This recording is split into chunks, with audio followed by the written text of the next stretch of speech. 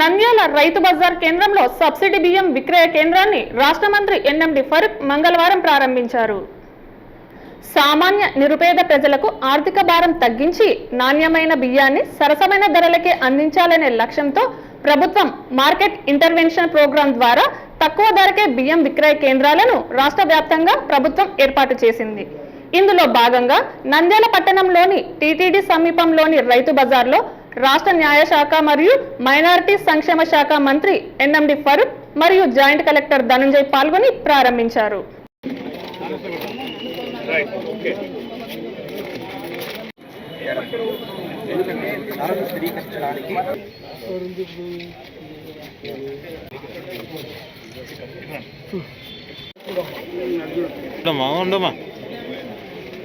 వారు మాట్లాడుతూ స్టీమ్ బియ్యం కిలో 52 రూపాయలకు మరియు సండా రకం బియ్యం కిలో 50 రూపాయలకు అందిస్తున్నట్లు తెలిపారు.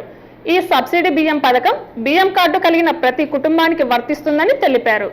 బియ్యం కొనుగోలు చేసే ప్రతి వినియోగదారుడు తమ ఆధార్ నెంబర్ను తప్పనిసరిగా తెలియజేయాలని, ఒక బియ్యం కార్డుకు నెలకు గరిష్టంగా 10 కిలోల బియ్యం మాత్రమే అందజేయబడుతుందని అన్నారు.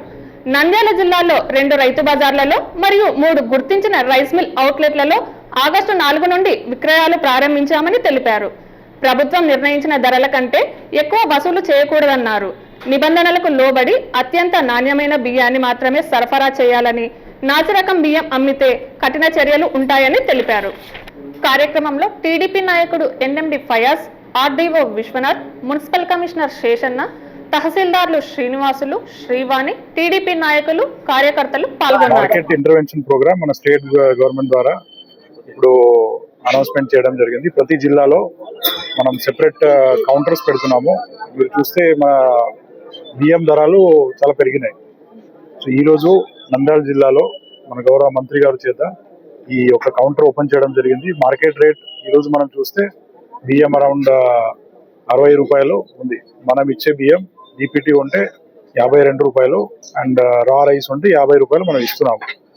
సో మనం చూస్తే ఈ ధరలు ఎందుకు పెరిగినాయి, మన గౌరవ ముఖ్యమంత్రి చెప్తుంటారు అల్నినో ఎఫెక్ట్ ఉంది.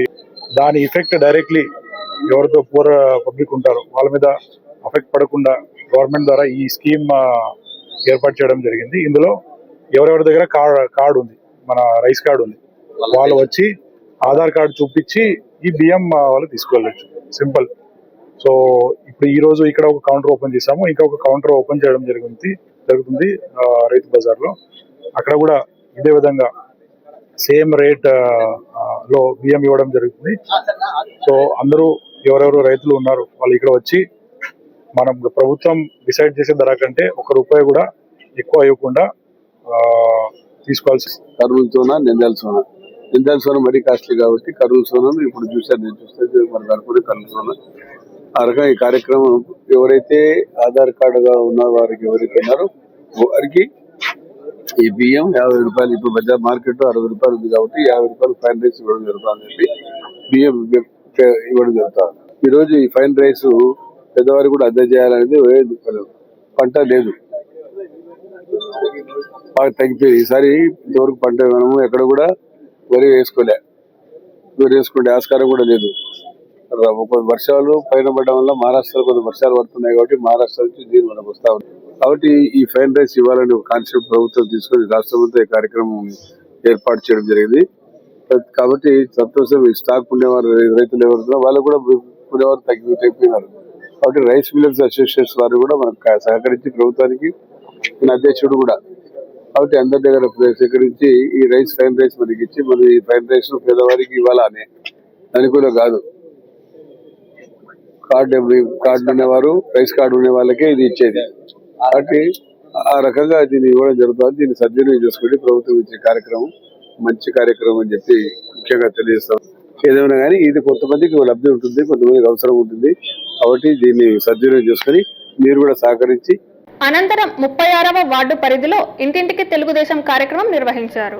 మంత్రి ఫరూక్ కూటమి ప్రభుత్వం అమలు చేస్తున్న సంక్షేమ పథకాలు, అభివృద్ధి పనులకు సంబంధించిన కరపత్రాలను ఇంటింటికి తిరిగి అందజేశారు. ఎన్నికల సమయంలో కూటమి నాయకులు ఇచ్చిన హామీలను నెరవేరుస్తున్నట్లు తెలిపారు. కార్యక్రమంలో టీడీపీ నాయకులు ఫయాజ్, వార్డు ఇన్ఛార్జి మారుతి ప్రసాద్, పలువురు టీడీపీ నాయకులు, కార్యకర్తలు పాల్గొన్నారు.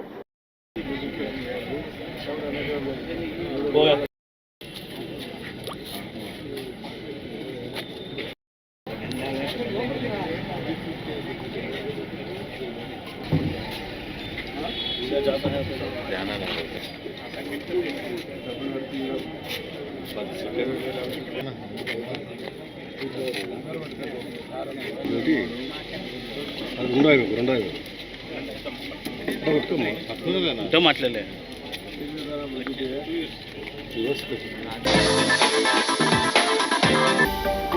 హలో అండి, నేను మీకు Rakshitha. Please to subscribe to Nandyal communications.